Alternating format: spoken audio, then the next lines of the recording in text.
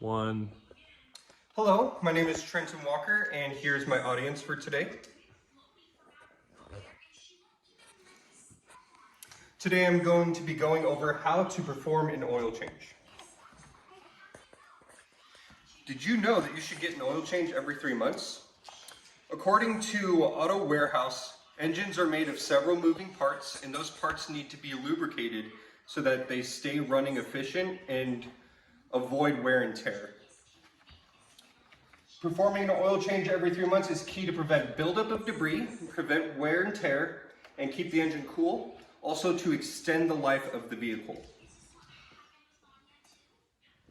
You're going to need supplies. You're going to need a socket wrench, a car jack, an oil drain pan, oil filter, funnel, and an oil container to dispose of everything when you're done. Next, we're going to jack up the car. We're going to find an area just behind the front wheel. You're going to use the handle of the jack and push down and up until it raises like this to a desired height where you can fit under the car and perform your oil change smoothly. You're going to want to make sure that your jack can support the weight of your car. This one can go up to 6,000 pounds, for example.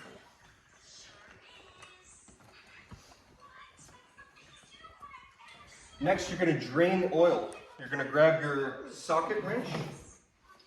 You're going to put on the right size socket, so you're going to find the drain plug, which is located right here on the car in the oil pan, just right under the car.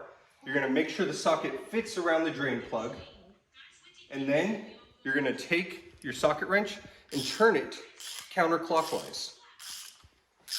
Then you're going to grab your oil pan, fit it under where it could collect the oil from the oil pan, and then you're going to use your hands once it's loose to finish unscrewing it, hold it in there when it's fully done, and then pull it out really quickly so you avoid the hot oil.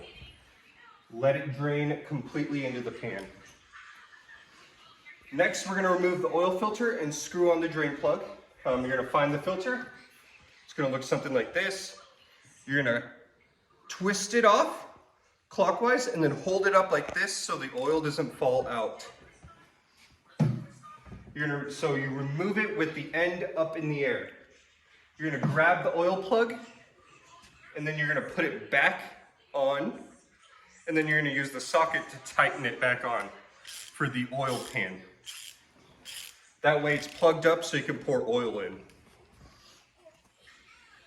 Next, you're going to insert the new oil filter. You're going to grab the oil filter, something like this. You're going to take your oil, take the cap off, pour some oil in, get your finger wet with the oil, and rub it around this tube to provide a good seal for when you put your new oil filter on.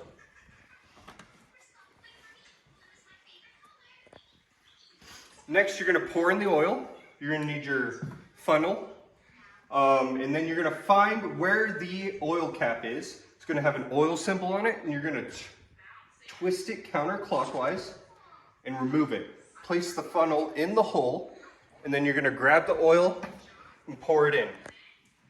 My car takes 4 quarts. This is a 5-quart container, and there's measurements right here.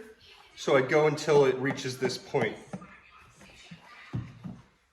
Then we're going to put the oil cap back on in the engine bay.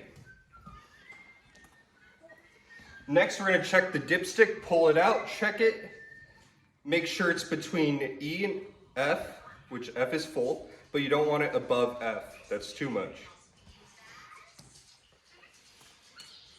Then we're going to dispose of the oil in the oil pan. So we're going to pull that out, pour it in the disposal container, take it to the auto parts store where they will recycle it for you. Now you know how to perform an oil change from start to finish, and you will be able to do it yourself, and you won't have to depend on a car or auto shop to do that for you. Thank you for listening to my speech.